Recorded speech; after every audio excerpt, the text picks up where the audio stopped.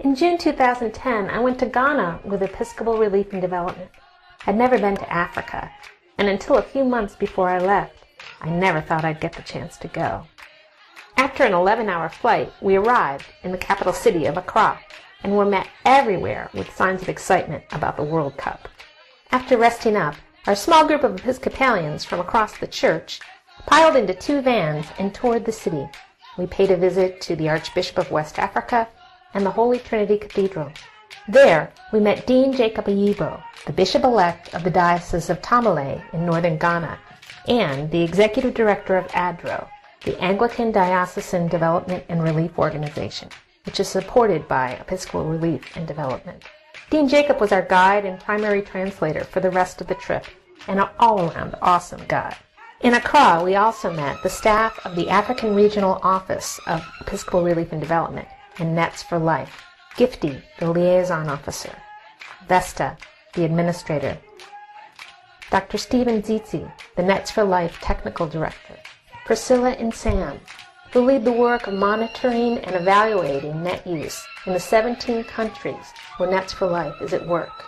After a very early morning flight to Tamale, we met with Bishop Emmanuel Orongo, who shared with us in his small office the heartbreak among his people.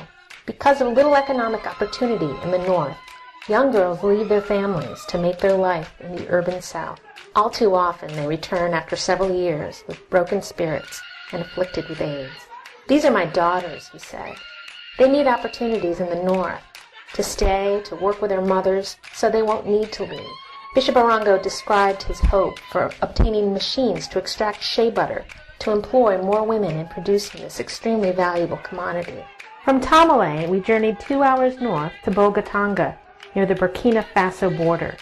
Here, we visited with Vita, a mother of 5, who invited us into her mud and thatched home to see the malaria nets that with proper use have kept her family free from malarial disease for 4 years. This is a region where until recently the death rate from malaria among children 0 to 5 stood at 22%. We met Simone, a volunteer who monitors the use of malaria nets in his village, and of course we met all the children. We visited ADRO programs throughout the region. A borehole with 6 water taps that serves more than 1,000 people in Benaba, and St. James Church, a congregation that gets the importance of a public relations officer. We visited the Water and Sanitation Committee in the village of Boya, where ADRO has worked with the people to build a community well that provides 15 families with clean water, where once they used a parasite-ridden stream. We even encountered a local poultry delivery and taxi service. In Kukore, we stopped by the side of the road to meet women who were singing and planting groundnuts, or peanuts, provided by ADRO. At the end of the season, each woman will return 1.5 times what she received, so that more seed can be shared. Barring drought or flood, 600 women will participate in the seed lending program next year. With the proceeds, they can send their children to school and buy school uniforms. Similar sustainable lending programs involve guinea fowl, chicks, and other livestock. This is Augustina, who with her sister runs a very prosperous farm thanks to ADRO's programs. She even brews her own beer to sell, which most of us sampled. In Yelwoko, we were welcomed to the Women's Development Center by troops of singers and dancers. Community members performed a play that cast a light on the darkness of domestic violence. Here are some of the beautiful faces in the crowd. I like this man's outfit.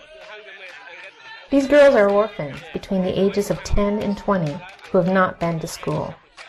An ADRO program offers them a home and teaches them to batik and sew so that they may support themselves as adults. They were very proud of their work on display and their handmade pink dresses. Here, women demonstrate the long, intensive process to extract shea butter from shea nuts, fruit of a tree common in northern Ghana. With the machinery Bishop Orongo spoke of, the 13-hour process can be reduced to 3, increasing the level of production and therefore income.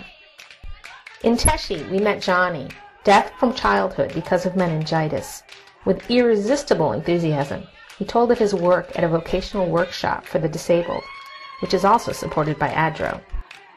Just a few miles away, 3 other young men from the workshop, all deaf from birth, have successful businesses with equipment purchased with ADRA's microloan program, a sewing machine for an upholstery business, and printing equipment.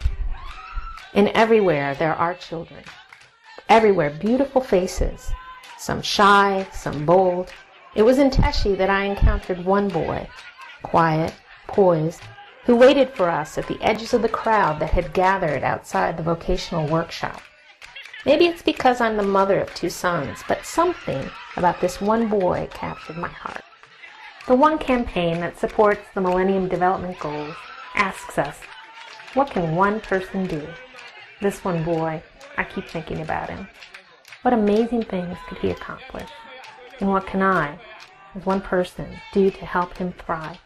After this trip to Ghana, that's a question I ask myself every day.